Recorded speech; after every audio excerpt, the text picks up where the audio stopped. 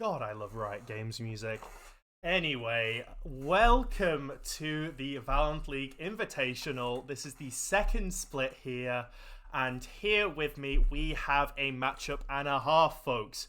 We have a in-house division match between Frostbite Mayhem and Frostbite Mystics. Mystics, as you all know, made the semi-finals, only losing to the eventual tournament winners in Split 1, that was Fireflies. And Frostbite Mayhem, this is their first tournament game in VL, looking to make a mark and looking to prove themselves, and none better than their Div 3 counterparts, meant to be in Div 4, but that did not go ahead. And so this is their stage to prove that. And through all of that, joining me tonight with this cast is the amazing, you might know him as Elise Spider or I Am OTP Elise, the former winner on that Fireflies squad, Josh. Josh, how are you doing? I'm good, thank you. How are you? I'm doing great. I'm just making sure I am hydrated because I am expecting a banger of a series. Oh, definitely. I think we've definitely got an underdog team here who can potentially upset the more Div 3 team for Frostbite Mystics, but I definitely think it's going to be a great series on our hands, because if Mayhem play to their advantages and to their strengths, then we could most likely and potentially see an upset. Yeah, absolutely. And I mean, it is very much experience. And, Penumbral Pumpkin has been, a solid IGL, someone who you actually faced in the semi-finals, Josh. How do you remember that 5-game series? And what you can tell us about this Frostbite roster? I remember about Pumpkin, how solid of a laner he is. He's very good around objectives. He's really good, especially Robs as well. I think Robs doesn't get enough credit for how stable of a laner he is. I think on his tanks, he was really, really strong. I remember his Cho'Gath and Mundo game in game 2 and 3, which was just unbelievable games for him. And especially same with just the team itself. I think this team, from what game 1 looked like, it was a real good game from them that looked quite clear. And this is why I think it is going to be a more of an underdog side for Mayhem to have to come and try and stop these unstoppable team who have just won 2-0 against quite a good team in Quantify Nova as well. So it's going to be a really interesting series on our hands to see what these new players can do against some, again, last split, really solid players with Taria, who also played against Penumbra Pumpkin the round before playing us. Yeah, absolutely, Josh. And oh my god, I mean, we have talked about draft so much, before this stream. We've been looking at the Mr. Robs Fiora, the Talia that was so oppressive in that Quantify Nova game, going 12-1, 9-1 as a flex pick. Not only does Echovid, one of the stars of this Div 3 mid laner roster, was able to perform so well on it, but also can go in the hands of Taria in that bot lane. Can flex it up, especially with the short-range mid laners that they can flex, something like the Swain and the Syndra. How do you think that's going to affect this, not only this match, but especially in 13.10, the new manifesto of a patch I had to read through that we're now entering in VL? I think it'll have a lot more effect than people think. I think, especially I know there's a big heavy on ADCs at the minute, but the magic damages, the magic items that are coming through, and a lot of the old items are really strong. And I know Talia is a very strong champ if Taria gets it. She plays it really well, and so does Echovid. So they both have shown star performances on these AP laners in their specific lanes, and I think that'll go really well for them. And it'll be a very interesting matchup for Cupcake and Edgarus to see how they can perform against it. Absolutely. And on the return side, we have, it is a team that has very much had to come together. We have Toast Crumbs, who's come in very late, but who has come in, with something to prove. He's now just reached Platinum, originally started out as Gold, so definitely can go toe-to-toe with Echovid. And we saw Crinzy, who, if anyone was watching Forks' stream last week, was actually the Mystics jungler, filling in for Penumbral Pumpkin. And on that Maokai, on the junglers that he had, Josh, he really pulled it out. Oh, definitely. I think he really shined, especially the Wukong. I think his Wukong was really good, and he just matched. I think how Mystics want to play, and I think it's going to really show for Mayhem on how good he can be. Yeah, if we could just get a little bit of a chat poll, I want to see, type 1 for Mystics, 2 for Mayhem, just to see, what way the chat is going as we are about to get into draft, folks. As I will tell the players that we are ready and we are about to get into game, as I am making sure this stream does not go bad once again. We are in, and if I go to Champ Select, let's see if everything has worked out as we are into Champ Select now.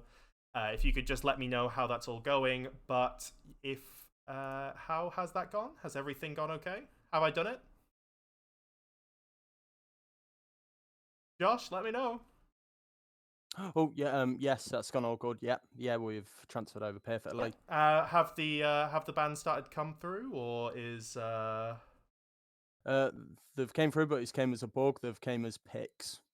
They have come as picks. That is a shame, folks.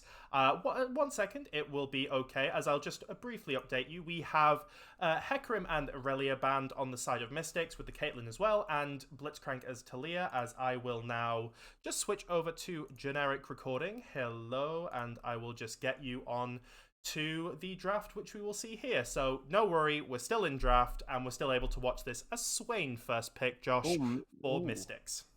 So I think this Swain can be done as a flex pick. I know Crow can play it as well as Echo Vid, but I'd be very surprised if it comes up more in the support. So I think this could be a first pick for the mid laner, in my opinion. Yeah, and that is the danger of flex pick. I would like to highlight the double support bans here by Milio and Blitzcrank. Two very dangerous picks, as we do now see, we talked about flex picks. Mayhem are bringing out their own. The Gragas now picked up can be flexed both into that jungle and into top lane. That, great engage, great disengage has just been played so much and for so long, especially if you watch the recent MSI, it can be purred out. And, oh my god, it wouldn't be a VL stream, Josh, without a Jinx, would it?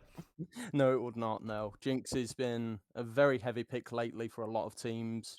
I think it seems to be one of the big 5 picks in the bot lane that seems to be coming out, and it's a really good, strong pick, and we'll see what Mayhem can do with it. Yep, and the signature Penumbral Pumpkin Amumu, you faced it against, when you were on Fireflies in Div 3, you faced this Amumu. I believe you were telling me you had to just completely ban out his Amumu because how strong that engage was. As we are seeing a little bit of hesitation, as the new 13.10 Misfortune comes out. Mr. Robs, what do you have to say?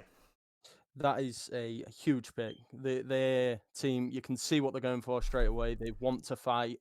They want to wait for them level 6 ults for Swain and from Amumu and from Misfortune. But with the disengage from Gragas, and you've got Jinx, and as it looks, potentially a Yuumi, which I don't think will be very good. Yeah, I would have. Full disclosure, I am the Mayhem manager, and oh my god, folks, the Discord logs after this would have been criminal if they picked up that Yuumi. But Lulu is such a big pick, and it'll fit really well with their comp. It's especially for whatever catch they get. You've got the Lulu ult, you've got the Lulu W as well, which 2 very strong abilities to stop engages. So this Amumu has to be careful with how he's going in, and we'll see what they pick in the second rotation. Yeah, absolutely. Very comfortable draft for Mayhem so far. I must say, the Silas banned out against Mayhem, I will reveal a little bit. We were a little bit worried about the Silas, especially with these Gragas ult, this Lulu ult that was coming out, and obviously the Fiora ban coming out against Mystics. Mr. Robs practically just one-tricks this champion, the Ornn being the other champion. So he will have to go to something else. Maybe we see that Dr. Mundo. Maybe we see that Cho'Gath from Mr. Robs. As with the Akali now banned away from Toast Crumbs, it is the R4, Josh, for Mayhem. Oh, definitely. This where now they have to look at the bans as well. I think the Silas ban is really good from Mystics because when you've got the Swain ult, the Amumu ult, you're looking for them engages, and if they've got someone who can take them ults, it's going to stop anything that can come at them. And again, if you've got an Amumu ult with a Gragas ult, then you're stunning them, and then you've got a person who you can knock into your team, and that's Wow. exactly. Oh, and we've just seen the Tristana picked up. Yes, This is that a huge pick again. that will be going into the mid lane. This is a Tristana somewhat blind, if assuming this isn't going in, if this Swain is flexed into the support role. You see the Sejuani picked up. I believe that will be going. Honestly, who knows where these champions are going, folks? I assume that will be into the top lane. I assume this will go into the hands of Mr. Robs. But yeah, the Tristana blind pick mid lane. Wait, no, hold on a We second. have a Hold the Mumu phone. support.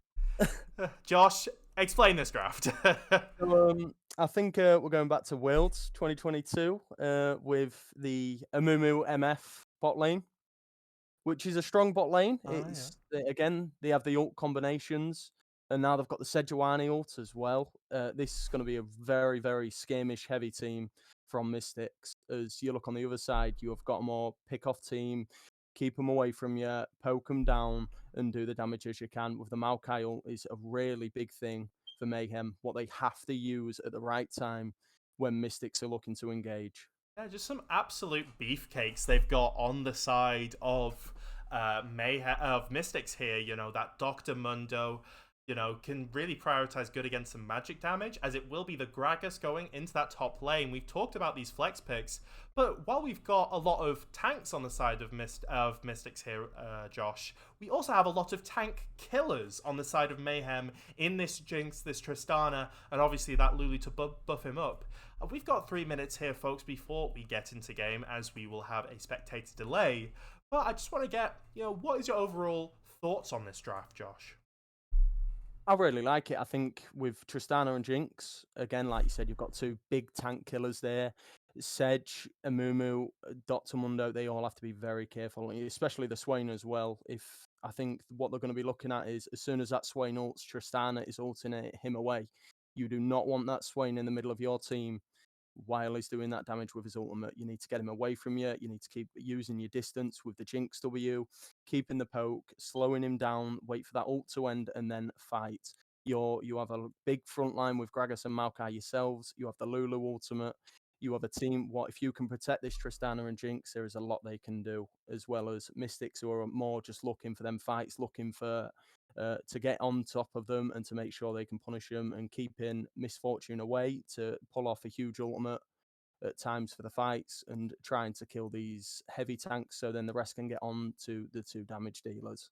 Yeah, you see that wombo combo with Misfortune, and especially with 13.10, we can see some build variety. We've seen some going for the Stormrazor. I also, a couple of games ago, had, what's it called? Yomu's Ghostblade picked on Misfortune. Yeah. Obviously, that was something she did actually pick before. I remember she would go a lethality build with Yomu's, being able to just use that speed, use that strut to just be able to walk around the map so quickly. So that will be very interesting. And also on the side of Tristana, she is going to be having a lovely time with that Stormrazor as well. The only enchanter here, and I was a bit curious about this. I was wondering what Mystics were going to pick in terms of maybe an enchanter, because we have seen them with that Helia item. Chalice of Helia, I believe it's called. Again, apologies for the new items. I will be making some mistakes there. Let's hope there aren't too many. But it can be very strong on enchanters. It can be very, useful to buff up carries, like we've seen how powerful characters like Jinx can be. But as a biased source, as someone who is a Mayhem fan, I'm very happy here. Apart from maybe the Gragas, which hasn't been the most comfortable, I would say, for Lucky, everything else is just looking really comfortable. We've got the Jinx Lulu in the bot lane. We've got Tristana, a aggressive AD mid, with that Maokai that we saw against Nova doing so well on Crinzy. And yeah, I think it can be a simple draft to play, and I cannot wait to see Mayhem take it to this Div 3 team, Josh. Oh, definitely. I think if they, like I've said, if they can play to their advantages, if they can keep Tristana or Jinx safe, then this could be a really good game for Mayhem. I think You have the front line. You have, if they get on top of you, you have the Gragas ult.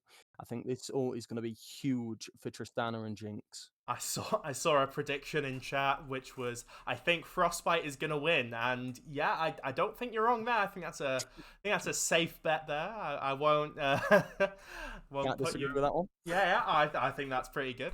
I will try and go into the in-game overlay, folks, after we just sort of get into game to see if that works. But if not, we'll see how that goes. My wonderful co-caster Elise will direct me to see how that goes. But if not, we always have our usual League of Legends replay system to boot, so that will be all okay. Yeah, if you want to just, as I load into game very slowly, we will have to coordinate timings here, so we will have to do that as well. What are your predictions? We talked about it before, but I want to explain it. Who do you think's going to win? What's the scoreline? I think I'd like to say that I'm a big underdog fan myself, so I'd like to see Mayhem come out on top.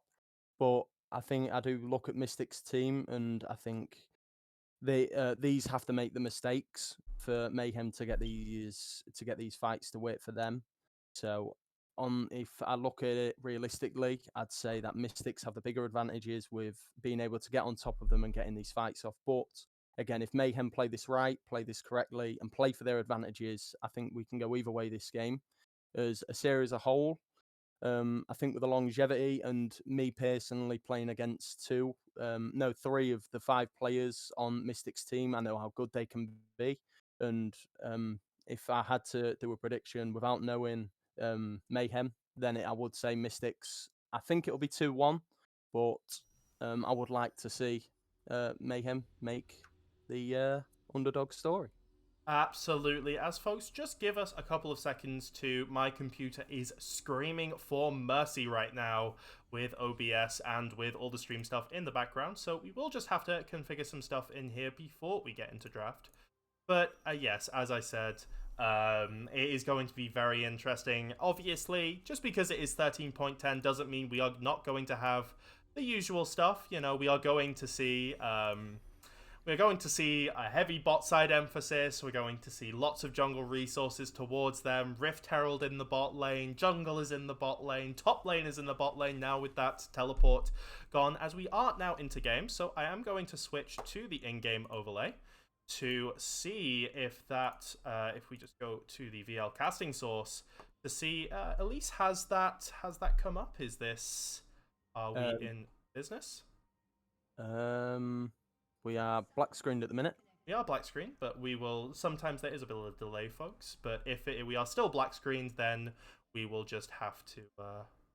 Oh, as I think we have. Oh, I think we have a. Oh, our junk. We do have a remake of the lobby, folks. So apologies for that. So we will have to back out of this one. Nope, there was a pause. Apologies. We are back onto the Rift. So. What time are you on, may I ask? I'm on 23 seconds. I am on 19, so I will go up to you. Do you want me to pause? No, yeah, so I'm at 23 now. Okay, I'm on 33, so and I will just hide the time control so that nothing is going on. Yep, we're still on a black screen, folks, so it is the good old... Yeah, it's the good old generic recording, folks. Apologies for that once again. I really need to get this all sorted. Okay, so if we are all ready, we've got 3, 2, 1, and we're off. Perfect. Awesome. So, as we see the folks, we actually see a stack towards this top side, maybe looking for a little bit of invade. This is a very heavy... a skirmish, a very heavy CC in level 1. Look, you gotta look out as the flash comes out with the bandage tossed. Yeah, it was a good flash from the side of Lucky. Good reaction times, but it is already a flash, Josh, on this top line. Oh, definitely. That was very good reactions there for the flash. I think with a Gragas, I'd always wait before starting an ability. I think if he started his E there, then he could have potentially not had to waste flash. I think again starting E in lane against the Mundo isn't too bad either. but he decided to use the flash instead, which again, it was really good reflexes from his behalf, and now we will get into lane and see what happens. Absolutely. With one more check on screen, at least, just to make sure everything on the stream, to make sure everything is okay, that minions will now touch. Remember, the minions, they have adjusted this. I believe this has gone through, that the minions will now touch after the first wave all together. So that will be very interesting in terms of back timers, in terms of how the lane plays out. But yeah, as we see here, both junglers starting on the top side, Josh. And you know why? Because they're going towards this bot side. Oh yes, this was what I was expecting. I was expecting him to be playing for bot side. You have these two heavy tanks in the top lane who aren't really looking for anything early. They're just looking to farm and to fight each other, really, and get little trades off and see who can come ahead. Yeah, absolutely. As we see in the bot lane, not much going as of now, just general farming. A lovely little E there, a lovely little grapple onto the side of the Tristana. As we see the Amumu bandage shots does land, forces the early flash from the side of Cupcake. A flashless Jinx, not what you want here, Josh. No, definitely not. This is a huge opportunity for Sejuani to even potentially look for the dive if they can get the right opportunity here. Yeah, lots of trading onto this top side. Possible, maybe the top laners will come, but yes, with this wave pushing in onto this bot side, you know it is just bot side focused.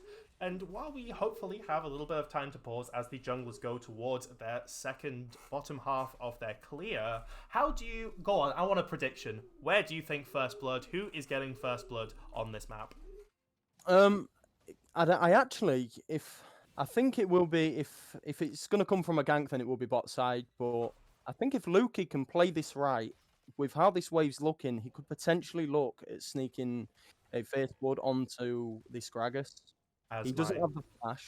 Yeah, absolutely. Apologies, folks. I don't know if it is picking up, but my pigeon is going crazy in the background. She is, so looking forward to this game that she just cannot stop. I'm sure she would be a Mayhem fan if she could understand English and or League of Legends. But as we see, Penumbral Pumpkin here has snuck into the bot side. This could be a disaster. Edgarus might be getting the flash saved for the bandage toss. The Frostbite does come out. That is the ability, not the team. Re-engage. Oh, the re-engage from Pipecrow as the Q does land. Bandage tossed once more. It was 2 out of 2. But nothing comes out of it, as well as just a flashless bot lane with no sums on the Mystic side. A lot of aggressive plays, but nothing sticking so far, Josh. No, I think there was a lot of miscoordination there for Mystics. I think knowing that the Jinx didn't have flash, you could have waited a little bit longer there to potentially try and get on to the Jinx. But they secured the flash off Lulu. I think the second engage from Crow was a little bit disappointing because the trade back was him using his pots and Taria also using her pots on the Misfortune. So it's kind of evened out the lane now, more just the fact that Amumu and MF still have sums. Yeah, and now absolutely. we have the jumping onto the Swain. Yeah, we see Toast Crumbs going in, getting a nice little trade there. Does get the reset on the explosive cast. We do see now an Amumu landing the bandage toss once again. Tries to, the zap does come through. The second bandage toss also lands. Cupcake's got no flash, and it is a First Blood onto the side of Misfortune. A lovely little pickup for her, who has gone Cole. So there will be so much gold now, even more on the side of this Misfortune. Oh, definitely. That was really good from Crow. That was a brilliant engage and a brilliant exhaust as well to slow him down enough for Misfortune to catch up to get them last specific damage dealing attacks. Yeah, absolutely. It was just a nice play. Again, forcing out those flashes early so they weren't able to escape as easily. We do see as well, we see this cull used as well. So not even an aggressive early item. Looky getting this getting this Dr. Mundo very low in these trades. Looky really proving himself. You know, there may be a difference in terms of division. This team, remember, was supposed to go into Division 4, but they are showing up and they are acting, you know, this hasn't been a storm 5 minutes as we've seen in some parts of the MSI. You know, Mayhem are still, they're playing respectable. Yes, definitely. I think especially with Jinx and Lulu, you don't need to look for this early. You can wait, you can scale, get these items onto Jinx, get the farm up. Now that Misfortune's got a kill, they have to play more safe, which I think for Mayhem's sake can be good. This is where Maokai now can look at trying to get this mid ahead with the CS lead that he's already got. He is only a few CS up at this moment in time, but he is pushing Swain back. And with the damage that Tristana has, there can be stuff done in this top and mid side for Maokai. Yeah, absolutely. And with that bot lane pressure that Mystics are able to get, there is an easy rotate towards this dragon.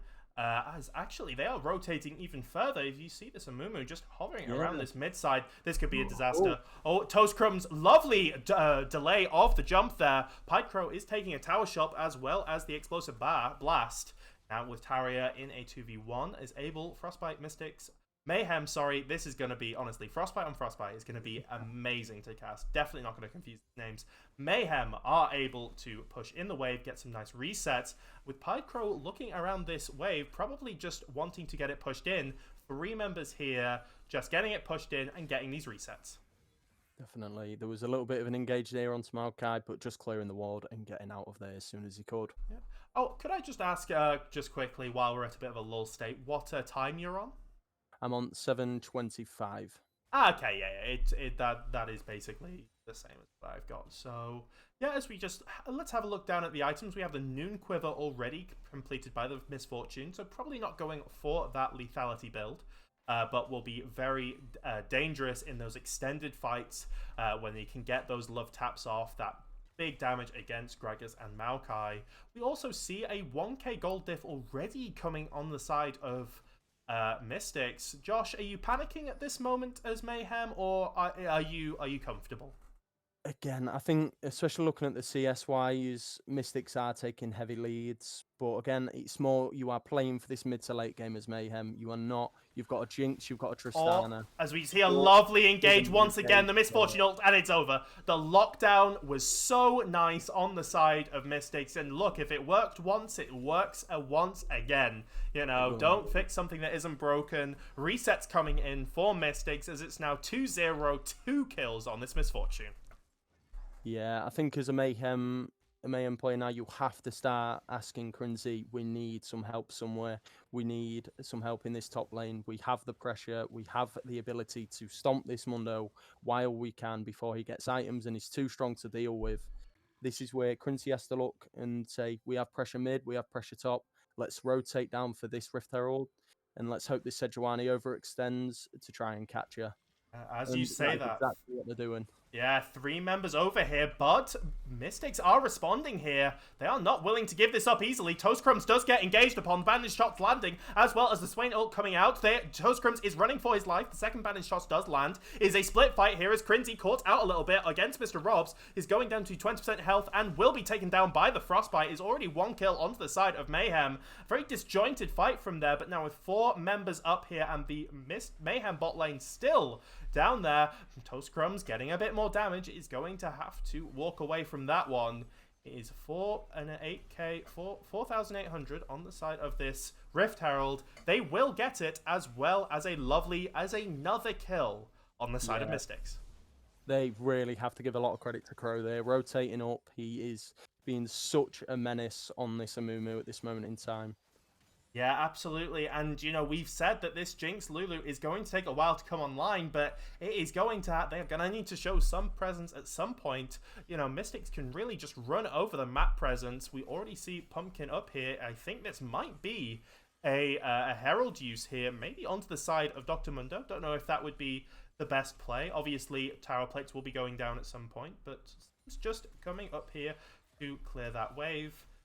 And with Sejuani going back, a full jungle to go. As we see another engage here, we see Edgarus using the ult defensively. We see the combo come out, but it doesn't go. And here is Maokai, here is Crinzy going on to Taria, going on to this Misfortune. A shutdown does come through. It is a 1-for-1 so far. As Jinx now gets the reset, she is excited. Can she burst down Pycro? All these roots coming out. It needs a couple more autos, but with both teams on very low health, it is 1 kill over to Jinx, but a 1-for-1 overall.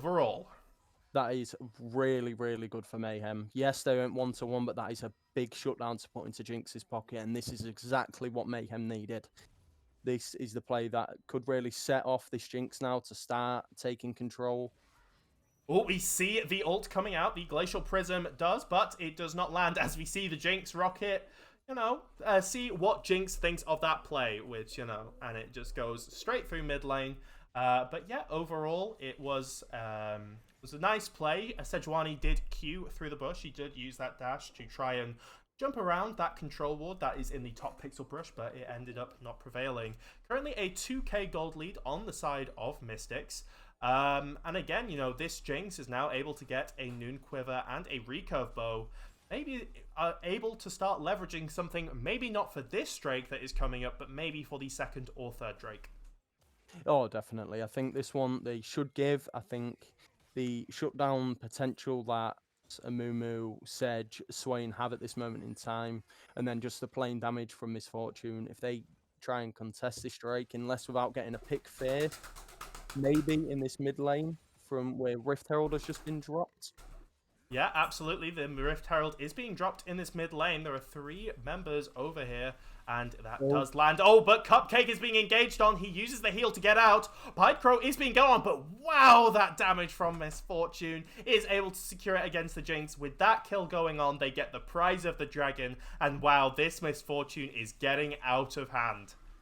Definitely, yeah. That is a huge engage again from Crow. He, as I've said, has been an absolute menace at this moment in time. Every Q he seems to be throwing is landing.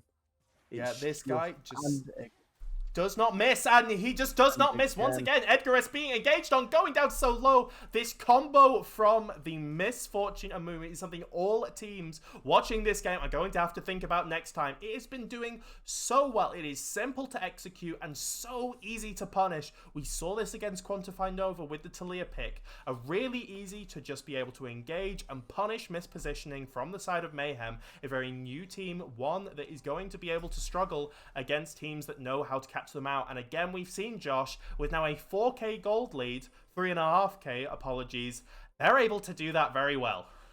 Oh, definitely. Again, as we said before game, this Amumu ult and MF ult, it's going to work really well unless you can stop it. And as this bot lane are doing at the minute, they are struggling to find a way around it. With a Jinx into an MF, you need to stop looking for these early scrimmages. Oh, but now we're looking at the mid lane. Wow, a lovely little buster shot to get those 2 away. Krenzy now in the mid lane, looking very vulnerable, but is able to engage onto Pidecrow. He does get taken down. It is a 1-for-1 once again, which is going good onto the side of Mystics. Taria getting taken low to about half health. She doesn't have a support anymore as he did die, but I thought Krenzy was overextending, but he is able to get one more back for the side of Mayhem. Definitely, that was really, really good there. I think that is what they've needed from level 6 onwards. But oh, look at bot lane, folks. This could be once again Cupcake getting engaged on the second part of the few just missed, but it is not enough. Taria is able to take down 1 kill and looking for another. Can Edgarus get it? No, he cannot. Sejuani takes that kill, but with 5, 1, and 2 on the Misfortune, it was the bot lane overextending with barely any vision. Sejuani was able to come in, just take that lovely kill, support not needed, and now it is both Misfortune and the Sejuani with some nice shutdowns.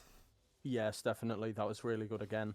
You can see the synergy that this jungler and bot lane have, and just how they've been performing these ganks. You've had the 2 or 3 in-lane ganks, and then that gank there is really punishing Frostbite Mayhem's bot lane enough to give this Misfortune the lead she is specifically needed for this early game. So, okay, it's not looking great for Mayhem. I'm a believer. I want this team to do well, but look, I'm not feeling great now. As someone who is so experienced in 5v5, you're down 5k goal with a team that is wanting to snowball over you. What are the calls that need to be made in the call, in the chat? Like, how do you come back and look for a potential comeback as Mayhem? I think, again, because your 2 solo laners, nothing's really happened. You've got, again, top laner who have just farmed, and the mid laner who have both got a killer piece. I think you've got to look at the plays here. You've got to play together. You still have some great disengage. You can still wait for Mystics to make these mistakes, but Yeah, getting calm on this Jinx and getting her to a second item as soon as you can, with this Misfortune now being on 2 items and their call being completed for quite a while. yeah, absolutely.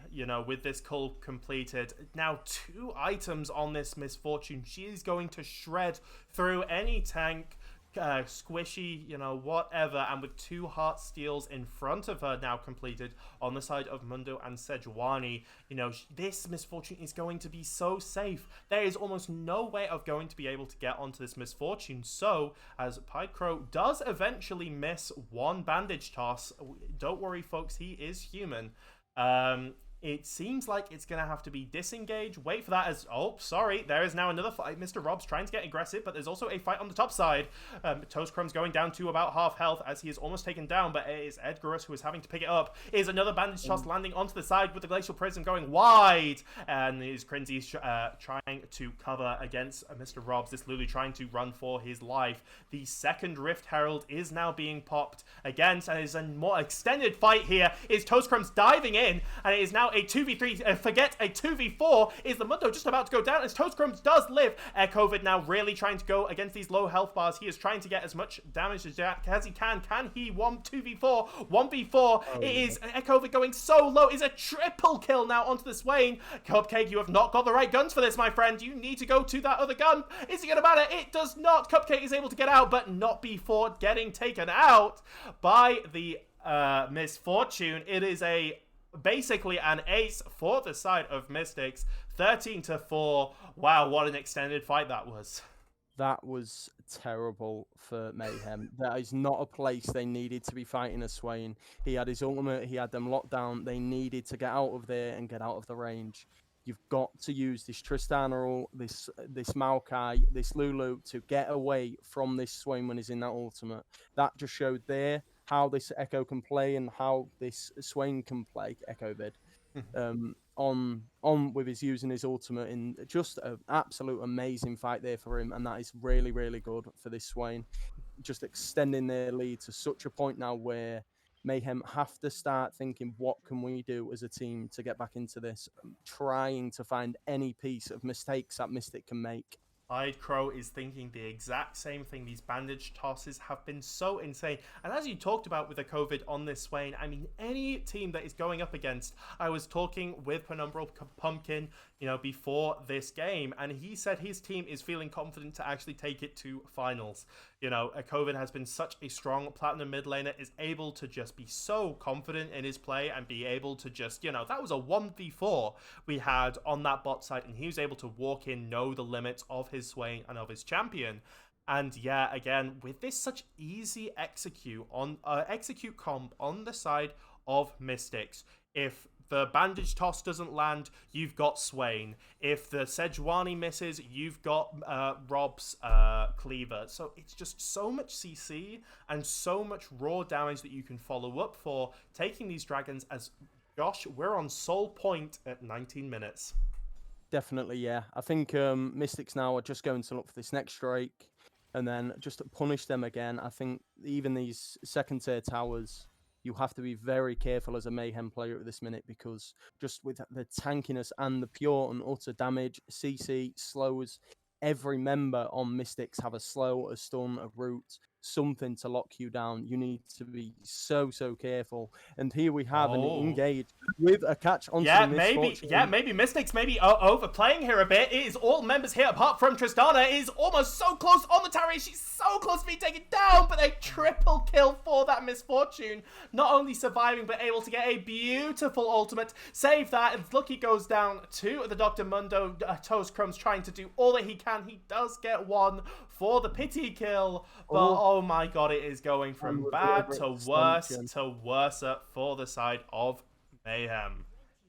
That is so upsetting that no one hit, that Tristana didn't get a hit on the Misfortune there, with her dying to the tower, which she keeps his 1,000 gold bounty. But again, this is so upsetting for Mayhem. That was such a good play. They had the vision on him, but just brilliant from Mystic to stop the counter gank. Well, to counter gank, get on top of them again, get the Misfortune ult off, they just could not finish her fast enough before allowing that damage to come off. Yeah, they had the vision, and I saw what Lucky was looking for. Excuse the pun. You know, he had the angle. He had the ability to say, "Hey, look, they don't think they're on vision. We can make something happen here." You know, the Nature's Grasp was really nice, trying to make a play. But then, you know, this combo from the Misfortune and the Amumu was just able to sweep the Mayhem health bars. Baron is up, and it's 21 minutes, but you didn't tell that to Mystics. They're on the Baron.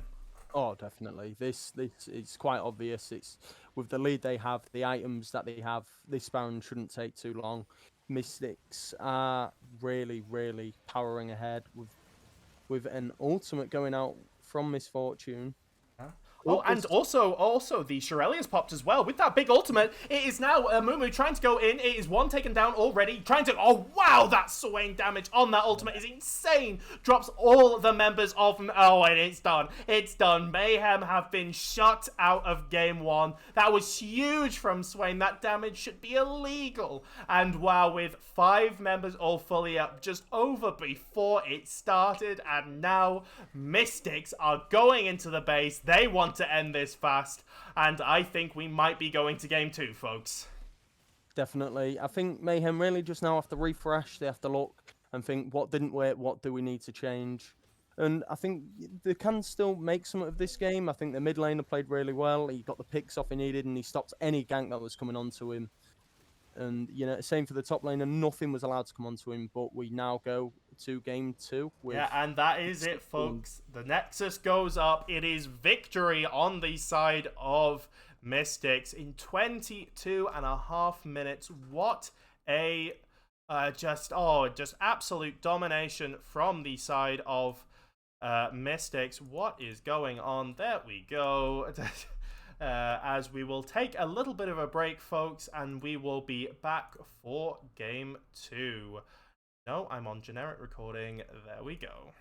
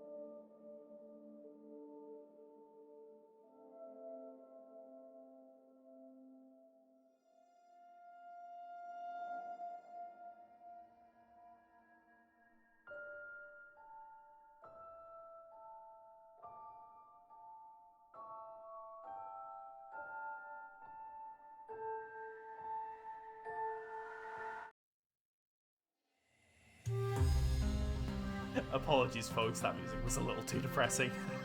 Back onto something more, as we are just taking a quick break. 1 second.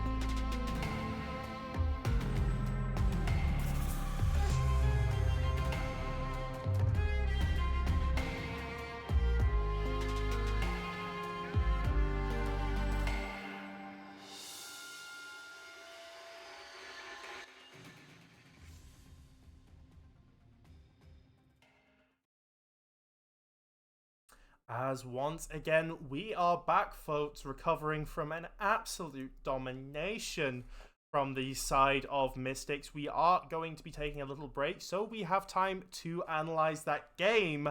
I feel like that game should have had an 18 plus filter, Josh, because wow, that should have been illegal. Yeah, Mystics really showed their strengths there in fighting, their coordination with each other. It was just really good to watch from them. Everything seemed to click, and now I think Mayhem really have to refresh, take another look at this game, maybe look at Prio in top side, and maybe playing a weak side bot lane, focusing on just farming, not fighting. This Crow and Tarrier really just want to fight. They want the leads. So if I was Cupcake and Edgarus, I'd be looking at champs where they are just going to farm and use their range. Varus, Karma, Cogmore, Milio, champs that are just not going to be inside enough for them to really counter them and punish them. Yeah, absolutely, and especially just with how well that Gragas was doing into we saw against the Dr. Mundo, and we saw doing pretty well in the Tristana without any sort of external pressure, doing well into the Swain, was getting some very tough trades, as again, against one of the best mid laners in this division. It's looking good for these solo laners, but again, it was around that bot side that the entire map was blown open. So, do you think that in this next game, Mayhem should break from the VL meta, actually go towards top and mid, and just look to snowball them ahead? I think if Christie can play like that, then I think they should. I think top and mid had a lot of opportunities there where stuff could have happened. They had a lot of prio. They had times in that early game where they just looked the better solo laner for Mayhem. I think this Tristana pick was absolutely huge. He kept Swain away from him in the lane against the 1v1s. Anytime Sedge came near him, he was away. It was rare that he used his flash to get away as well. I think this mid laner can do a lot if given the right tools. And again, with this top laner, he played very well on the Gragas. He almost got the first blood on him, even without his flash. And I think if Mayhem can play for the top side, then looking away from the VL meta as a team, if you are comfortable doing that, if your top laner can say, give me the kills, I can be the carry, and the mid laner, then that's what they should do. And the way Toast can play, if he gets that, I fully believe he can be the carry for his team. Yeah, absolutely. And I mean, just I am the manager, folks, so it is like a little bit depressing. But they have really shown up, and as you know, if you're watching and you're not on a team, or you just made it, can be really hard getting together team cohesion, especially in a meta like this. 13.10 hit has blown everything open. We weren't expecting that misfortune in draft coming in and just being so dominant. It was in the end that lethality build that we saw, that Ginsu's, that lethality just blowing Mayhem apart. And yeah, if I was them again, there wasn't too much of a problem with the draft. As much as I want to give credit to Pydecrow, we saw those bandage tosses coming in so clutch. I mean, I also want to give credit to Pumpkin being able to start off that snowballing, those lane ganks, going into that brush and finding those picks onto the bot lane and getting their flashes as well it was such a consistent cracking of this bot lane and sending those resources down there. And if I was Crinzy, I'd be saying, look, let's just hold on the bot side. We won't be looking for any 3v3 plays. Yeah, I absolutely agree. Let's get let's get Toast Crumbs, maybe get Crinzy's. If we maybe go into a more draft thing, Josh, maybe something like a Viego for Crinzy. What do you think draft-wise, if there's anything at all, that Frostbite can look at now that they are going to be on blue side? Well, I think especially with the meta, there is a lot more aggressive junglers that can be taken. You've got the Kha'Zix, you've got the Lee Sin, you've got the Hecarim, you've got champions here what can, again, with the right tools, can be a carry, especially with how strong the Youmuu's build is at the minute. A champ like Hecarim is absolutely crucial. I think as the season gets off, I think a lot of players are going to be transitioning into that sort of champion. And again, with Loki, if he can play a more stable and more aggressive bruiser type top laner, maybe the Mordekaiser, as he has a lot of experience on, then they could look at that sort of decision if Crinzy is comfortable playing that sort of champion. Yeah, absolutely. Just want to say to chat, so Mystics and Mayhem, both part of the Frostbite organization. As one of the founders, I can tell you now it's quite new, but it's exploded so fast. We have 3 teams in VL for this split. It was still open, maybe looking to add more to the roster. But yeah, it's been just away from the League of Legends for and more to the Discord. It's been an experience for both me and Penumbral Pumpkin, but honestly, it's been so fun, like, setting up these communities. Like, I think, as you might know, Josh, like, 5v5 League can be a bit of a small community. Like, I remember when we got Amy, who is the bot laner for Mystics, the Div 3 team, like in, and we were like, oh, hi Amy, just sort of, oh, we have this person maybe joining. I was like, oh yeah, I was on this team with them, and then I was against this in like 2020, and then in 2021, and we're definitely looking to expand VL a bit more. But it's been very nice just coming into a very close community who all know each other, and yeah, it's a very, for anyone who's not part of the Valorant or 5v5 community, you're more than welcome. It is a very welcoming and inviting community, Josh. And yeah, it's been so good to set up and learn here. Oh, definitely. It's someone who also recently only joined. I only started in VL last split. I came in, everyone was dead welcoming. I had a lot of teams who was welcoming me for tryouts, players giving me advice, old coaches, old teams. I've had captains help me out finding the right spot, and then especially with Fireflies, getting in, finding that connection, and just growing with that team. I have the same mid laner and obviously my captain, Taxi, who's now rotated to the top side in our Div 2 team. We've really transitioned well enough, finding the right players. Everyone is allowed to try out. Everyone is allowed to help us. Everyone's allowed to be a part of us as well as you guys are. We have good communications together. And I think it's the same with a lot of the Discords and a lot of the teams in VL. They all seem to help each other and want the best for each other, really. Absolutely. And, I'm not trying to self-promote here. There's Quantify, Fireflies Ablaze. There have been so many just great organizations that we've loved scrimming against. If ever you want to, give it a try and figure out, just pop your name out there. So many finding a team players. So many looking to take their game. Maybe go away from the toxicness of solo queue, looking for a bit more of a community to understand, and you'll also get access to some coaches as well that can go with some orgs. Honestly, it is very good to go for, as we are going to now head into the draft. Apologies, folks, for having to do these screen recordings. We are ready, as you can see my message go through. We're about to get through into the second draft. We've got all the players readied up. I will say, even if Mayhem lose, they are the ones, by the way, for people in chat, with the Frostbite over their name. Before their name, even if they do lose, they're still part of it. They have the Frostbite over their name. They've really loved playing in here, and yeah, cannot wait for this game 2. Do you think, Josh, that Mayhem will be able to come back, or do you think they'll be too crushed after that game 1? I think with a game like that, you have to forget about it. You have to look, you have to go back to the drawing board, and you have to say, what are our strengths? What can we do differently now to what we didn't do in the first game? And like we said before, I think Quincy really needs to look at getting some stuff for this top side, getting stuff for this mid lane, and putting this bot lane on something that's just got that bit more range, and where they don't have to move up, they don't have to step up, unless they've got the advantages to make the plays. And then I think less mistakes will come out for them, and potentially more opportunities for game 2. Or possibly something more safer, something like the Zyra Rakan that we've seen, being very good, very anti-dive, that we're seeing that Mystics might be playing towards as a style. We've seen maybe, what else could they bring out? If we want something safe, do we go for more of a tanky build? We've seen the Milio banned out. We might actually get a repeat draft here, folks. We might see if there's any adaptation, but with Mayhem now on this blue side, on the left-hand side of your screen, folks, they will be able to get the first pick. They won't be responding. They will be able to pick up what they want to do.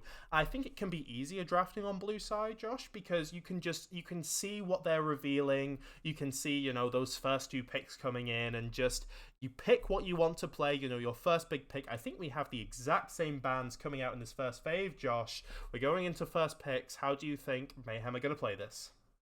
I think this first pick is going to be, you're looking jungler, or maybe even if this mid laner feels safe enough, I would actually just give him the Akali. I think it's very difficult, and no, instead they have gone a much different approach with the Sejuani.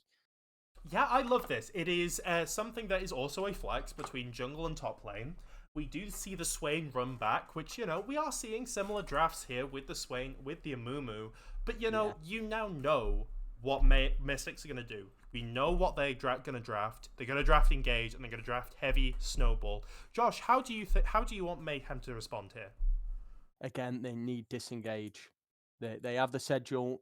They need more disengage. If this Amumu and Swain get to play how they did last game, it will not go well for Mayhem. Leona is a huge pick and a very good pick with the CC. Again, a much more stable support than Lulu.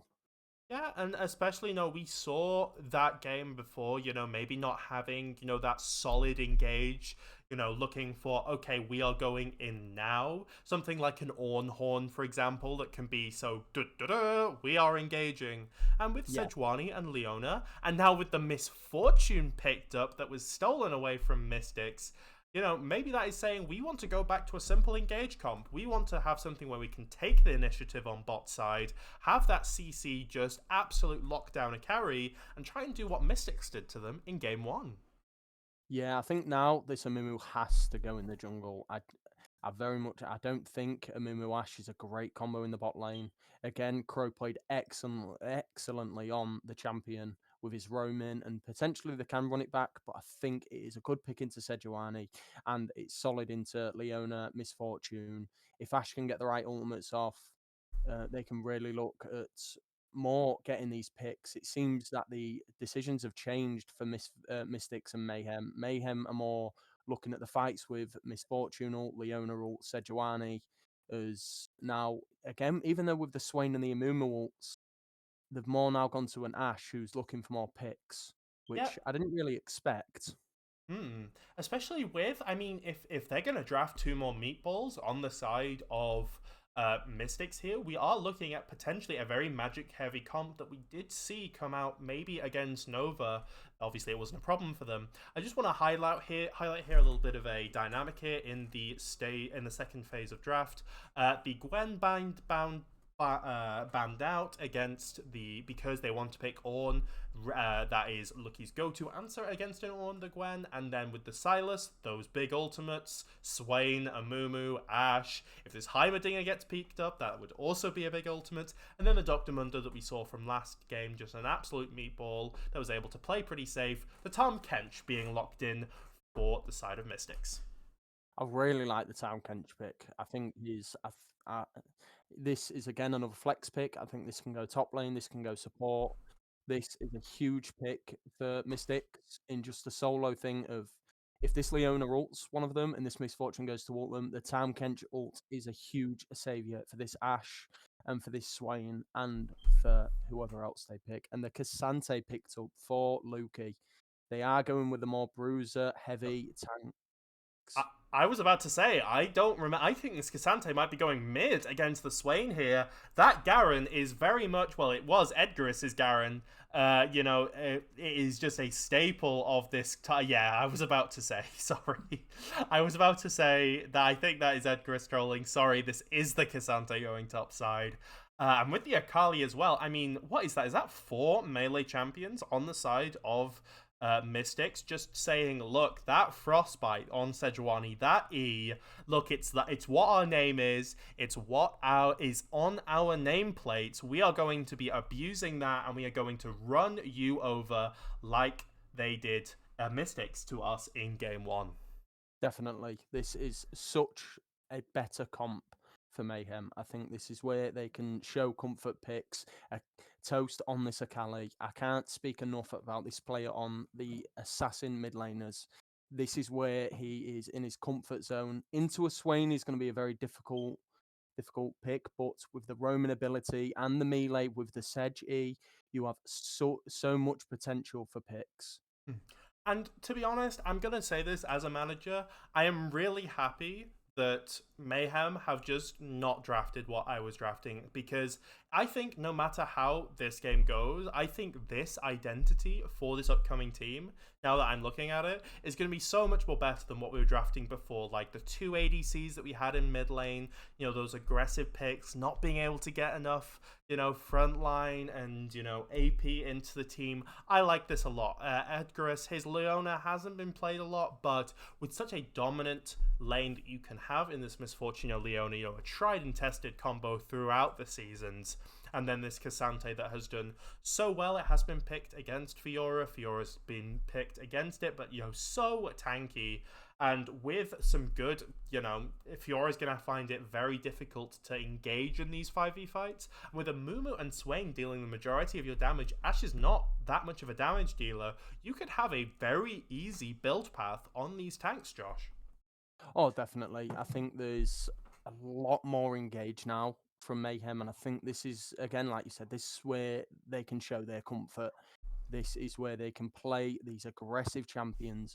You have, like you said, you've got 4 melee champions. Misfortune's going to have a lot of opportunities to stay out the way and use that ultimate. Yeah, absolutely. And the CC and the ability, I think, for the chaos, which is, idyllic given the fact this team comp's name is Mayhem.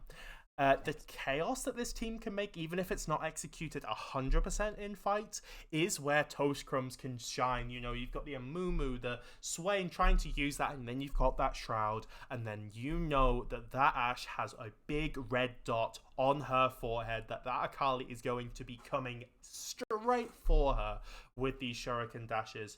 The Tahm Kench, I do like it, understanding that actually we need some disengage now on the side of Mystics, because this team comp is go in, pretty hard. But yeah, I'd love to see what Mayhem brings out, not only in the champs that we've seen, but in the play style. How do you think, Josh, how do you want to see Mayhem play out this game? I just want to see this Sedge play how she needs to play. If they can do what Mystics did first game and get in Misfortune this early lead with the damage she has against an Ashe, you can really be a punisher, especially with a Tahm Kench. It doesn't have the engage like an Amumu does. I'm also interested to see how Crow plays it. If he plays like he does the Amumu, then again, they can be in for such a tough time. But with the fighting potential that Mayhem have, this will be a much more better comp for them. And just how they play it as a team, I think a lot of coordination and a lot of right decisions, and this will be a very good game for Mayhem. But let's not count out Mystic's draft as well, as we are going into the game, folks. So make sure that you put your support behind. Well, I'm gonna hope for a game 3, but so I will be cheering on Mayhem. But not to be biased or anything, not hiding behind the veneer of impartiality to support Mayhem. Absolutely not. But we also want to look at Mystic's draft and know that there is also a lot of pick potential on there. We've got the Ashe, the Crystal Arrow. We've got the Tahm Kench, now reworked, is able to just dive in. If we still have the same story, in the sense that if Mayhem misposition, if they are a bit too sloppy, Mystics can capitalize. So it isn't all sunshine and glory in draft. We've still got to play it outright much faster into draft, folks. Sorry, Josh. I think we're going to be remaking. Sejuani doesn't have Smite. Oh, God. Frenzy! Here I am, saying that, Mayhem, they're really coming, they're bringing their A game, and they don't have Smite. Right? We're remaking, folks, one second. Oh, I think they need confirmation on being allowed to remake. Yes, there are rules and regulations to this. That would be a really unfortunate way of ending, so we will be going to the officials, folks. I will, with the power of editing, I will bring us back to the wait screen, just so you don't have to look at a pause timer remaining screen. But we will have a look to see if a remake can be allowed. I hope that Mystics will be generous enough to allow, but rules are rules, and if that is not able to be the case, then we will have to play without a Smite. That would be a very interesting one there, Josh. Yes, it would. I think it's something that can't be done. As As a jungler, I think it's very difficult. Oh no, it's disaster. Oh, we checked, and in the rules, apparently there is no remake allowed. Oh no. Honestly, just the stream and the game, it has been an utter just. It's been mayhem. You know, credit where credit's due. At least they have lived up to their name. They have brought, something different. So, folks, all the people who are playing today in your games, doing whatever, just know that we do. I think, I think we are going to be remaking. I think that would be a bit cruel to have Sejuani with Ignite and no Smite. I'm sure the rules can be bent a little bit just to make sure that we have a decent fighting chance here, Josh. Yes, from what I've seen, it was a client bug. So, I feel happy of leaving the game. Yes, yeah, and I'm already getting another invite. So, no worries, folks. We will be with you in just a second. And we will I'm assuming we are going to have the same run back of draft. So, if you would like, because I'm assuming same draft. Yeah, I think it will be the same thing. So what I'm going to do is I'm going to go to a quick music break, and then we will be back as we get into game, folks.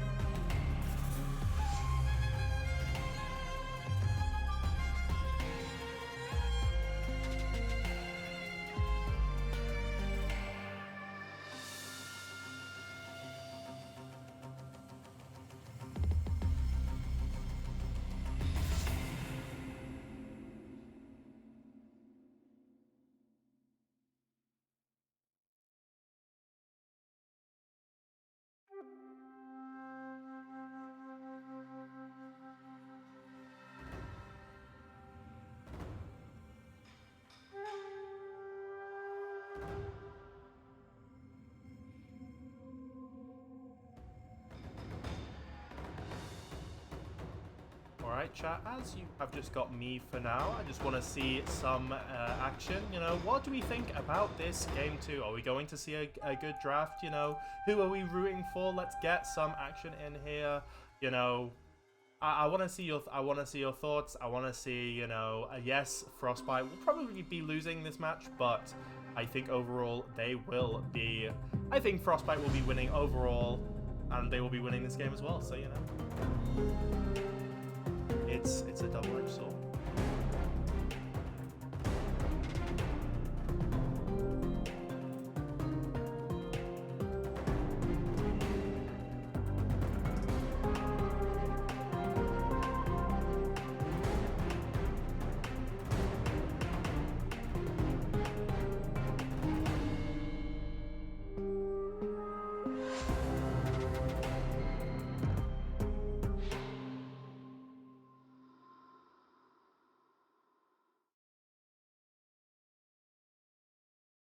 All right, as we are back, folks, we are just going into the 3-minute waiting period, as I think we can talk a bit more about this draft and a bit more, with the chat and a bit more with, How do we think this is going to play out? Maybe some predictions, some who is going to get the first blood, and how these teams want to back. So Josh will be our co-commentator once again. Josh, how are you feeling about this game too? I'm really, really excited about this game. I think both teams have aggressive fighting comps. You have on the side of Mystics, you've got Robs on his infamous Fiora, and then you've also got the Amumu pick again, which has been huge game one, especially from Crow. And now we get to see Pumpkin on it, which, from my own experience, is not a nice time for any opponent. And Yeah, then Echovid as well on the Swain, which we've just seen how punishable he can be when Mayhem make the mistakes of fighting him in the wrong positions. yeah, absolutely. I actually would like to take us all the way out of this game. You were on Fireflies in Split 1, were able to make it all the way through, now playing in Division 2. But you did say, before the stream that Mystics was your toughest opponent, going all the way to Game 5. Talk about that Game 1 to 4, maybe particularly with Pumpkin, as you were saying, and also just how you prepared for Mystics and your experience, as a fellow jungler going up against Pumpkin. What is his playstyle? What was your experience of that 5v5 so long ago? When we played against him, I think from game one to game four, we just noticed he was so prepared for objectives. Anytime an objective was up, he was on it. We had to be so ready and so careful about doing anything around him while he had the leads that he had in game two and three. Game one, with how even it was and how close and how tense, with the Baron steals that I did. Anytime his smite was absolutely perfect. As someone who played against him and someone who experienced the difficulties of trying to outsmite Pumpkin, it is not a fun time. He is absolutely crucial of these objectives, and anytime he can get onto them, getting behind them, being that sneaky player that he can be, it can be so difficult. Even when you've got this massive lead against this player, he will find a way to sneak objectives off you, and he does it so well. He punished us perfectly in a lot of the games that we played in that series, getting the Barons, getting Drakes, getting Rift Heralds. I think there was only game five where it really fell off for him. Yeah, absolutely. I mean, on that smite front, it's a very outdated smite now, outdated site, because the smites that you can do are like they're such different values. They use the old like saber tooth system. But he uses this site where it'll have it's like a browser source kind of thing, and you're like it's on an objective and you have to smite at the perfect time, and it will show you like your reaction time, and those people will be hitting it, so you do have to like predict the damage that's coming out. We are going into the game, folks, so bear with me as I talk about a League of Legends site where you can practice your smite steals. But I remember him like practicing that pretty intensively, and well, clearly Josh, it's paid off. Yes, definitely. Again, like I've said, from my experience in my first split of VL, he was definitely the toughest jungler that I came against, just through that mentality of knowing if I'm not perfect with my smites, I know for a fact he will be. Yeah, hold the phone, folks. We have a smite on Sejuani. It's coming all sunny in Philadelphia here. As we will just 1 second, folks. What is your timer at, by the way? I'm on 25. 25. Okay, so I will get to 25. Okay, I'm at 24. Oh, no, I'm not. I'm at 26 now. Okay, that's fine. Yep, you all good? Yeah. Yep, and I will just... Okay, so 3, 2, 1, and there we go, and I will just hide the time controls. So, no spoilers can be good. We had a top side play, and now we have a bot side play for the side of Mystics, but it doesn't seem like Mystics are going to be able to have anything. No Flash is going to be drawn out this time, so already going better for Mayhem. Yes, as they still seem to be looking. They are. They're creeping. Their moving is fine. They're moving as a block. Able to... Oh! They double warded. GG. Give the game to Mayhem. It's over. It's over, folks. Look at this. This is what the best team in the league does, folks. So don't worry. If you're going up against Mayhem, just force them to ward. Trust me, it'll all be fine. Sorry, I will also say that Penumbral Pumpkin is my. I don't know if I've mentioned he is my brother, so I definitely have a very cordial relationship with him in casting. You know, definitely not biased at all for all those years of Oh, torture. As someone who's got a brother myself, I know exactly how that Yeah, yeah. He's 10 years older than me, so it's an age gap where you just outclassed on every level. Like you just know, like he knows all this stuff. Oh my god, there's so many stories I could get into, but I feel like it's probably not best while I'm on a League of Legends cast and sober. So yeah, we'll save that. Save that one for another time. Oh, But definitely. yes, definitely. So we're in game. We're not back at my parents' house, and yeah, how do you think lane's going? Toastgrum's getting choked out a bit, but we actually see a split of junglers here. We see the Amumu going to top side, looking at this double melee, a bit more of a contentious matchup, but we see Crinzy sticking tried and true to that bot side clear. Yeah, again, I think with a Fiora, this Amumu will want to get that early lead onto it. And again, it's the opposite for Mayhem. You have a Misfortune, you have a Leona. You have this early game for this bot lane, so you need to get down there as soon as you can and punish this Ashe and this Tahm Kench. Yeah, absolutely. As we do see a little bit of a change up here. We see that Sejuani started topside, but is not. But they will be walking over a ward here. So Mr. Robs will be aware. The trade did come in. Mr. Robs now running away. It is now a fight on the top side. Mr. Rud's running for his life. It is now a stun up. It is a lovely little riposte as Mr. Robs does get frostbited up. But it might be too little too late. Crinzy does go down. Will it be the trade? It will be. It is a 1-for-1 on the top side, but I think Lukey will be going down with the tears crying. It is a 2-for-1 on the top side. Yeah, that is really, really disappointing. Oh, I think Mayhem had a great idea there, but we are also seeing a fight in the bot lane. God, it was so close, but it is able to escape with their life. Flash having to be used on the side of Cupcake, bringing that cleanse because of just this heavy CC. But yes, in the top lane, you know, it looked good. It was a nice, change up, taking through camps on the top side instead of just pathing bot side going, and I love this adaptation here as well. We see Sejuani looking a bit more, looking to try and make those plays, but nothing ends up coming of it. And now, yes, a 1k gold lead because this Fiora able to back already get her Sheen and, yeah, a Mumu on 2 kills. You said it, Josh, this Amumu is an absolute terrifying jungler, and with 2 kills and a bounty, that's not where you want him. No, definitely not. He is the gold that he'll have now. I think he can go back and buy the Barmy cylinder, maybe getting that burn damage and just being such a bigger threat with the cry. And wow, there's a big bit of damage there. It was a beautiful trade from Lucky at the beginning, but using that Q, that third proc of it, was able to get the riposte out beautifully, able to trade back with that duelist dance. So we do see, as we see Lucky really playing aggressive here, trying to get those grass procs down.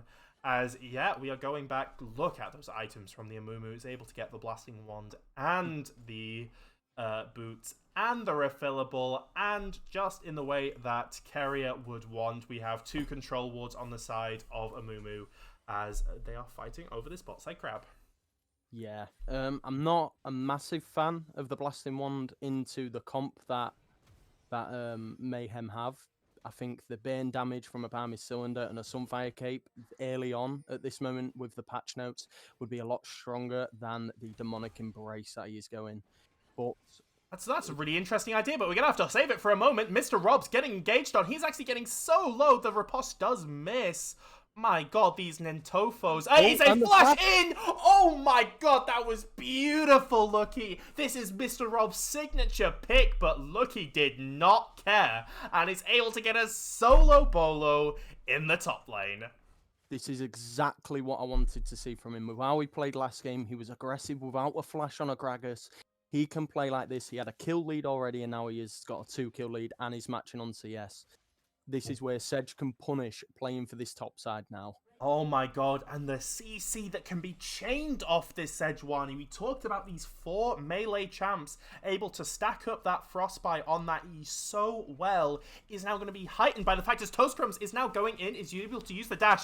The Shroud is coming in, Akova getting so low, is able to use beautiful pathing. The stun does not go, but it doesn't matter. Oh my god, that is so unfortunate. Toast Crumbs is able to take him down by the final tower shot. That was so unfortunate. A beautiful play that just did not go right, Josh. Yeah, that is so disappointing. But that is what I want to see from Toast. The aggression, the playing like this. But Oh, instead, and Penumbra Pumpkin does not miss either. Penumbra Pumpkin going in, both Bandage Toss landing. It is Edgarus on the very tanky Leona trying to get out. Is the stun that is able to come out.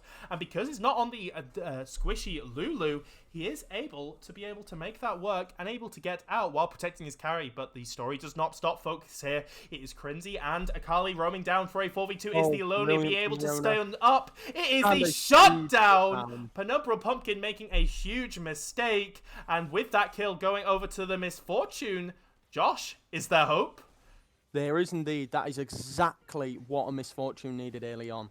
With the CS lead that the Ashe has, this can be such a turnaround, and a brilliant work from Edgarus catching the Amumu there. So he couldn't walk into lane, he couldn't walk to the Town Kenshin Ashe. Oh my god, Mr. Robs is almost been able to take down. Oh, he's not able to get the final duelist. Oh my god, that was beautiful. That was so well fought from the both of them with that duelist dance, with that 4 procs maybe going off. That was able to turn it, but he couldn't get it. That final proc, and now it is 4-3 to the side. The kills and the gold sorry, not the gold kills, but the gold able to be completely evened up. As Josh, we've got a game. We do indeed. This is what I wanted to see. And there we go again. The action doesn't stop. It is now Ekova taken down to half health as the Toast Crumbs is able to dash and slice his way. But the Ashe Arrow from downtown. Oh, it is just, oh, it's disaster. Oh, that was such a, what an Ashe Arrow from downtown. That was amazing. Rocks Tigers would be looking down and smiling with that one. It was such a lovely play. Exactly what we wanted from this mid jungle of Mayhem. But yeah, lovely Ashe Arrow and a COVID playing as we know. It is 4-4. Wow, Josh, I need some water. They need to slow this mid down now. He has a 20 CS lead and a 2 kill lead. You cannot allow this Swain to get in the position he was last game, and it seems that it will be going that way. A brilliant Ashe ult, and again, the fight there. What we expect to see against an Akali is you want to fight, and the Swain ult is happy to sit and fight with you. You have to be careful now. He will have such a lead when he resets. Yeah, absolutely. And building towards, I mean, we see those Merc Treads coming on the Swain, knowing that he is going to be in the thick of things, and he is going to be getting a lot of CC from this Mayhem side. So I like that itemization choice. As Lucky, playing so well.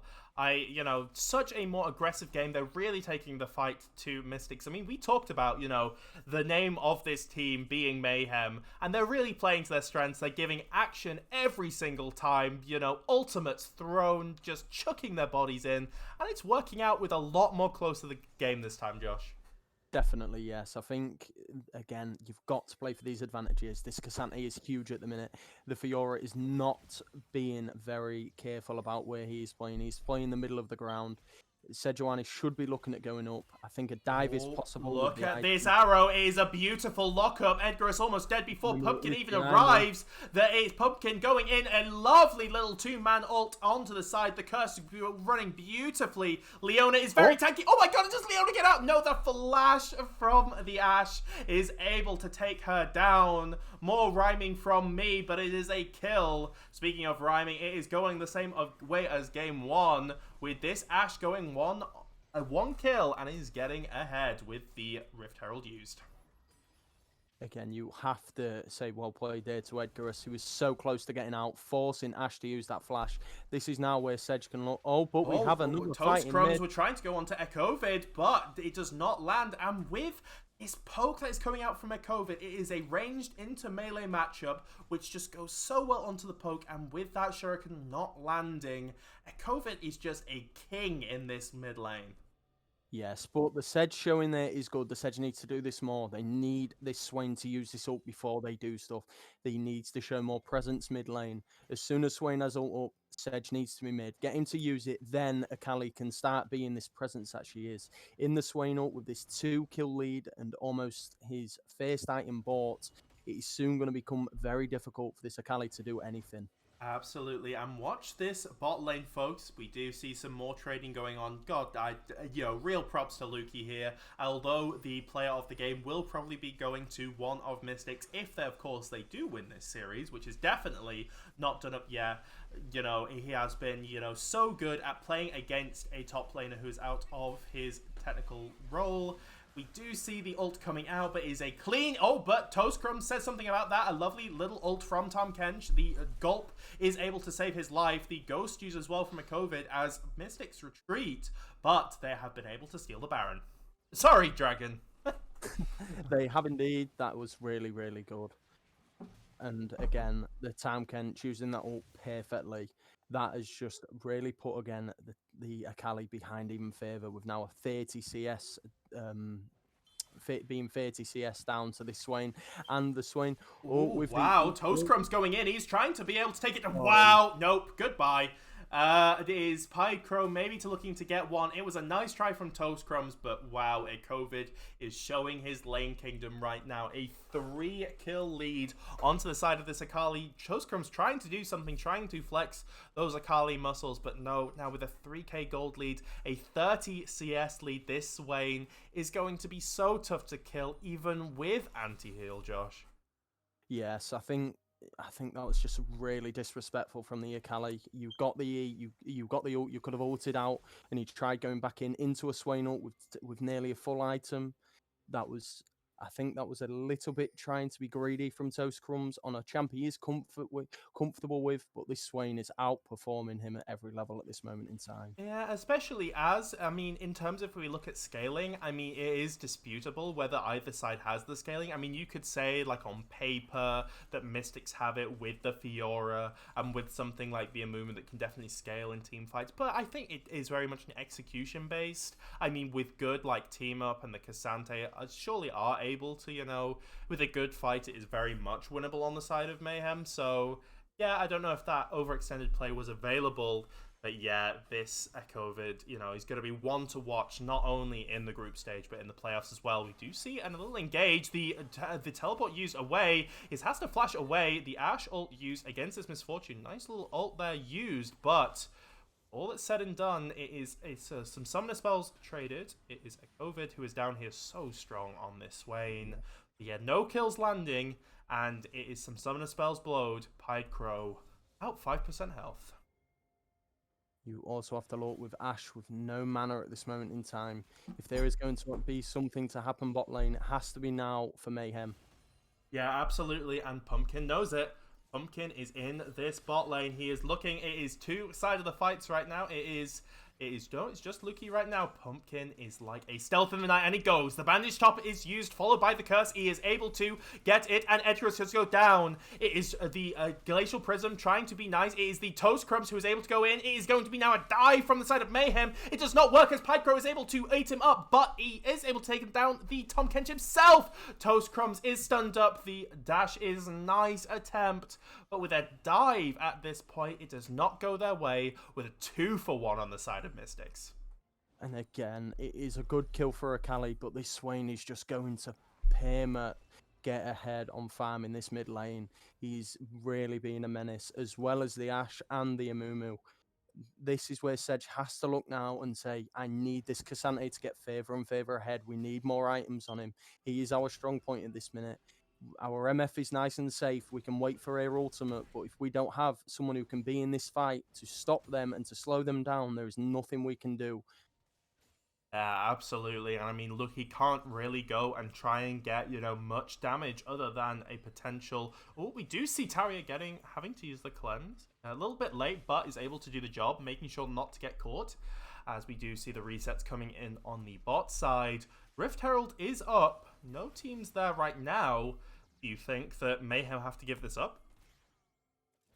I don't think they have to. I think knowing Swain is bot side, this is where Sedge should be starting it.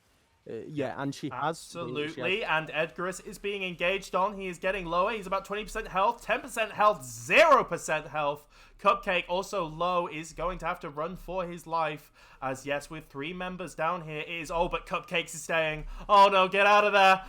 It's a massacre. Oh, Cupcake trying to make the best of it with the ultimate, trying his best. It is a valiant effort, but now 2 kills down from the side of this bot lane. It is a potential, it is a actual Rift Herald is able to take up an objective bounty, which is a nice injection of gold, but with both the tower and the dragon, we know probably going to go down. As we see Crinty now getting engaged on. I don't know if this is the smartest move from Pumpkin, especially with Toast Crumbs now here. The ultimate trying to be used to get away. A lovely bandage toss there from Pumpkin, but Toast Crumbs follows him. It is one more. 5 Knives is able to get it. Toast Crumbs using that experience on the Akali, using that solo queue practice to get a kill. An overstep from the side of this Mystic Strangler. Definitely, yeah. This is exactly what I wanted to see from this jungle mid. Punishing other lanes. You have the Akali, you have the Sedge, and you have the melee champs in the lanes. You can rotate together. Yes. Unfortunately, I think it is a point where they have to really be careful. This Swain is 5-0. Yeah, absolutely. But, you know, we did see some objective bounties go over to Mayhem there. They are not out of this. You know, if we remembered at 17 minutes, we were looking... I mean, we are also now looking at Soul Point for the side of Mystics. So, again, not much hope on the Dragon front, but we are not looking too bad on the Gold front. We have seen Lucky now a solid carry that could take this team maybe to glory. You know, we see all this magic damage. Even Ashe now with the Ginsus will be mixed damage. So, with a lot of... No, they are going armor. They are going armor in their items. So, you know, we'll see. I mean, it will be good anti-heal here, Josh. But do you think this is correct? Do you think, you know, how do Mayhem, you know, really become more secure in this game?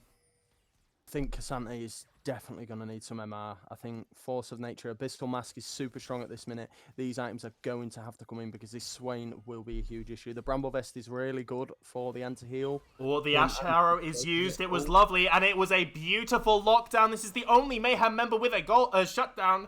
No more, as it is an overextend from Lucky. A beautiful pick and a beautiful kill. Yes, definitely. That was really, really good. Again, seeing he was there, he was alone. As we have a bit more of a fight, folks. It is a 2v4 with 2 tanks. This is not what you want to start a fight, and Edgarus pays for that mistake. A 2v4 looking for something, but this Swain is just so strong. Bandage Tots does go amiss, as it is the tier 2 tower now being taken down. Will the ultimate be used for wave clear? It is, but will it be stunned up by the Swain? Yes, it is, and Cupcake's dead. Bam, and the misfortune is gone. It is a decimation. It is the pick comp, like we were talking about. So easy to punish, so easy to execute on, and with those mistakes back to back, you must be thinking that Mayhem might be cracking under the pressure. Yeah, definitely. I think it was a little bit greedy trying to protect that tower, especially with how low it already was, and the CC that you have with an Amumu, a Tahm Kench, a Swain. They should have just gave the tower. They should have looked at protecting the inhib tower with the... Oh, the TP onto the own tower. Toast Crumbs, I think, knows what their fate is going to be. No, sorry. It is the TP from Lucky there. Maybe trying to disguise it. Maybe trying to save this tower. It is a 5-on-1. Crinty is now here. Every single member alive on the side of Mystics. Trying to make this happen. It is now a re-dive with the tower now down. Oh, it is just going bad from worse from the side of Mayhem. Absolute decimation. Crinty trying to make the best of it. The Ash Harrow landing as well. A beautiful one from Taria. It is 4 members down. Misfortune split pushing by herself. Oh, and Mayhem have just been routed.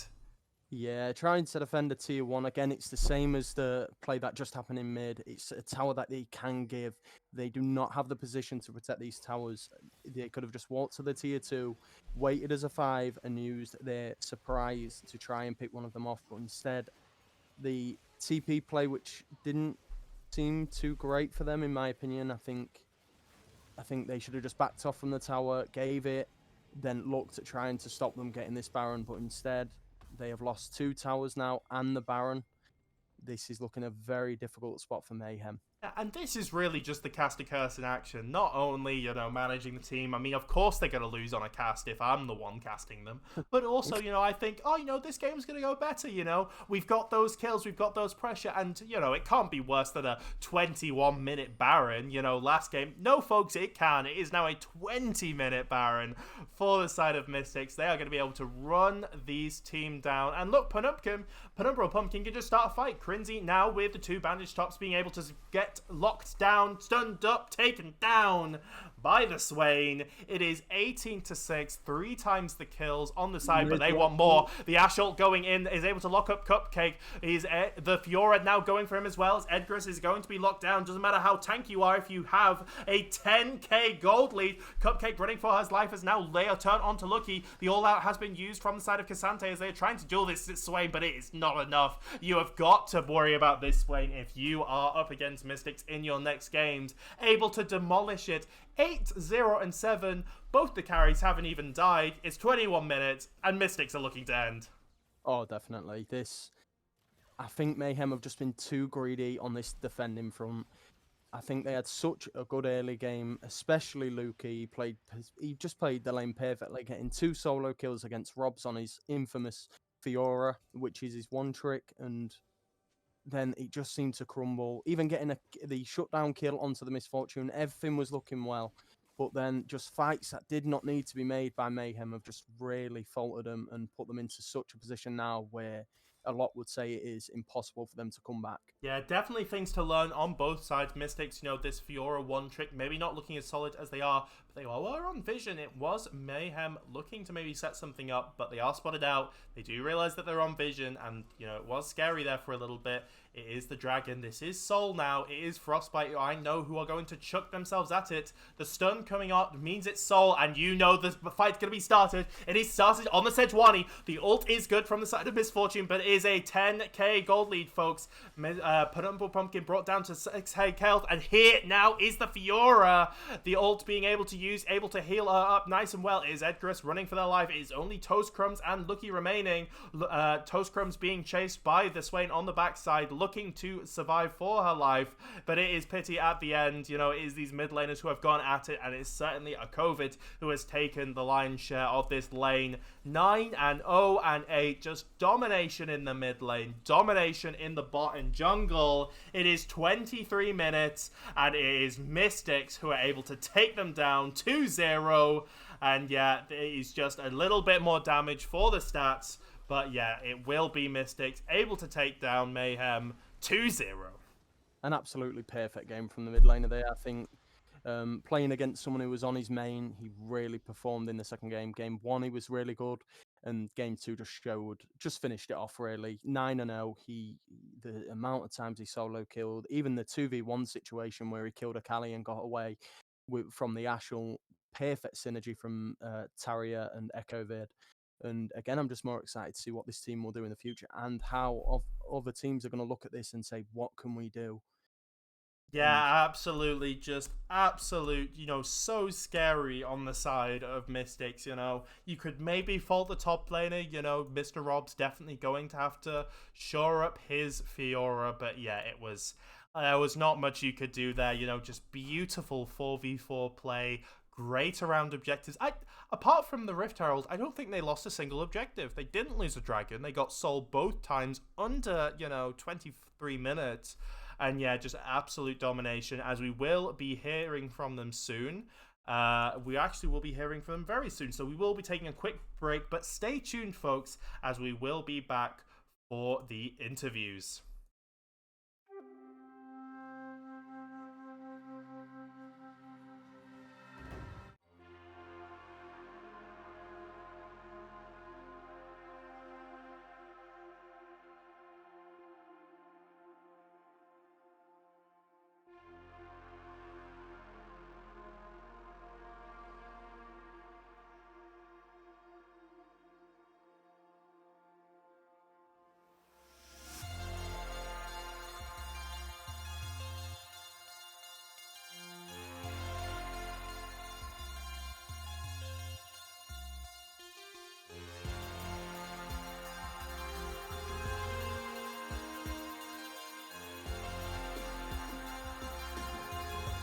Hello.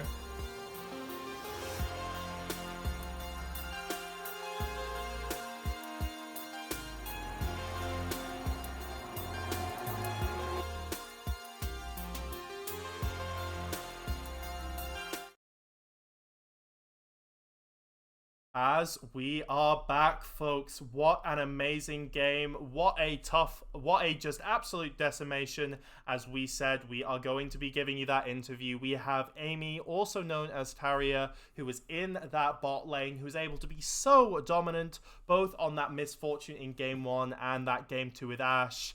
Amy, thank you for joining us. And yeah, how did you find those games? I mean, I have a big smile on my face. It's always nice to play against, like, obviously, I did for a Division 4 team. I know Crinzy played with us last week, and there was a little bit of a, back and forth going on throughout the week, but I don't know. I'm happy. I enjoyed those games. I think I could have done a lot more. I mean, I died to tower randomly in game 1. It just did 600 damage to me for no reason, but yeah, I'm happy. Absolutely. As yeah, we and Josh will just be asking you a few questions. How did you, prep for this game? Was there anything you were worrying about particularly on the side of Mayhem, or was it, these guys are beneath us? This is a Div 4 team. Let's just play our style and not really worry about it. How did those prep conversations go? I mean, there's the prep conversation from the team and the prep conversation of like if I let my ego out, but like honestly, I'm not like, oh, we didn't ego them at all. Like I have so much respect for these guys because even though they're a Division 4 team, um, they literally work their ass off.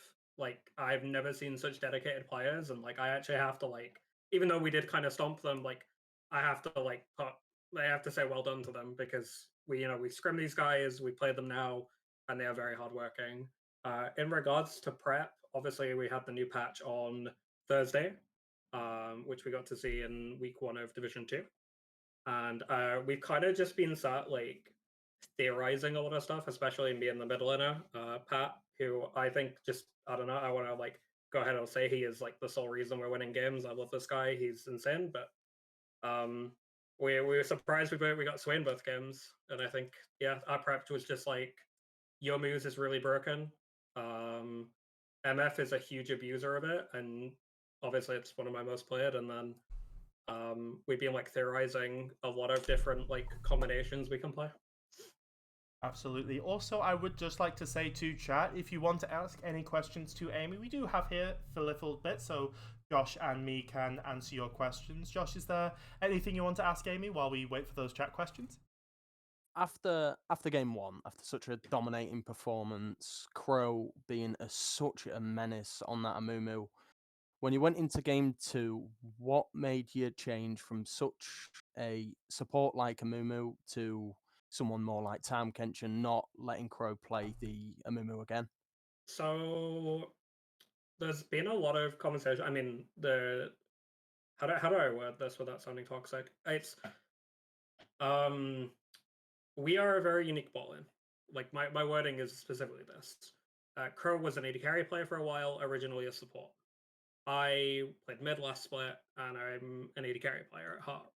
So our bot lanes are very, very unique in the sense of he knows what I want and I know what he wants. So we can just sit there and go, if you play a kill lane against us, and I say to Crow, hey, look, I can take Cull. I'm just gonna outlane these guys, and we're gonna just like play super peel. They'll never kill me. They'll never kill me or Pat, and we just win the game being better. That's what we'll do. And then we have the same in the sense of, oh, we can just take a kill lane and we can just kill you because we'll just play to our strengths. And the second that either one of us realizes like, hey, maybe we need to like do this, we do it.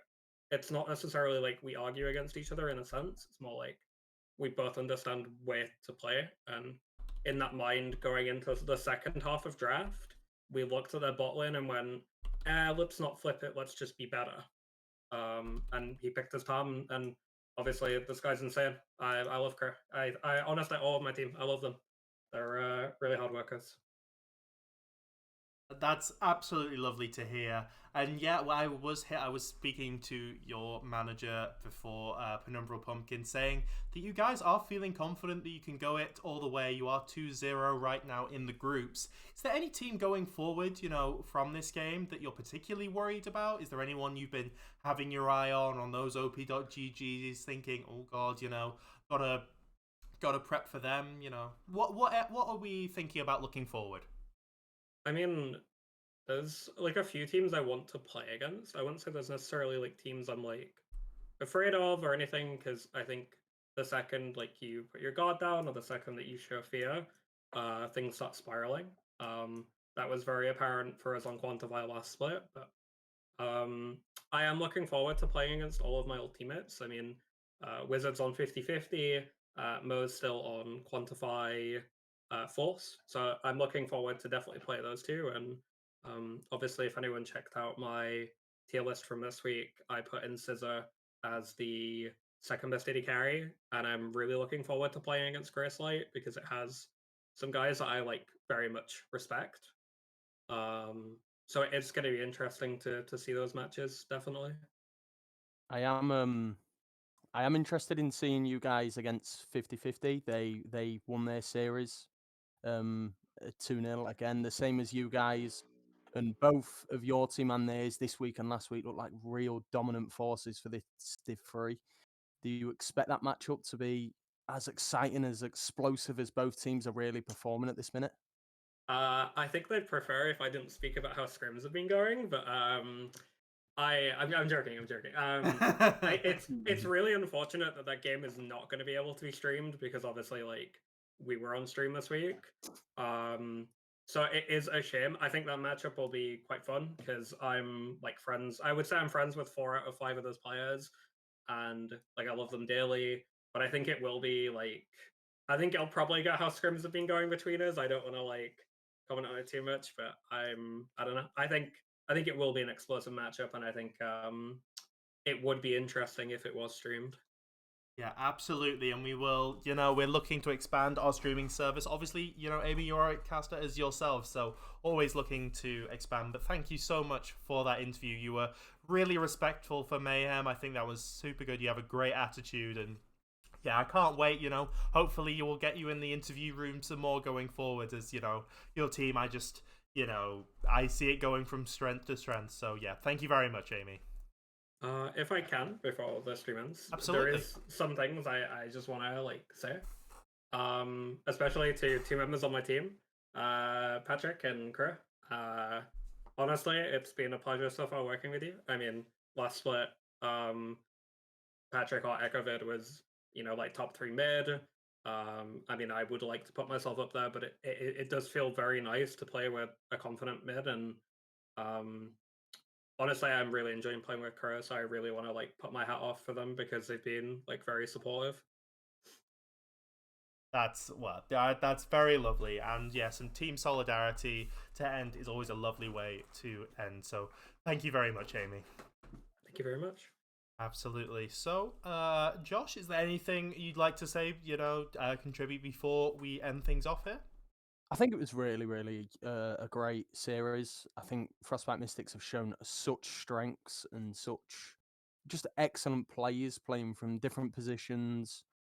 Mr. Robs in the first game was really, really good in just being a safe laner into a Gragas early game. Who, when you're Mundo, you're going to get abused, you're going to get poked, and he just didn't let anything phase him. And even game 2, after that early game, after going 1-3 down, he was still up in CS. He was still catching waves. And then even later on in the game, catching the kills, being with his team and being the annoying Fiora player that you need. And again, with this bot lane and mid synergy, you can really see it coming through from Frostbite Mystics. I think there's a big future for him, and I am excited to see what happens coming towards the next coming weeks and their next coming games.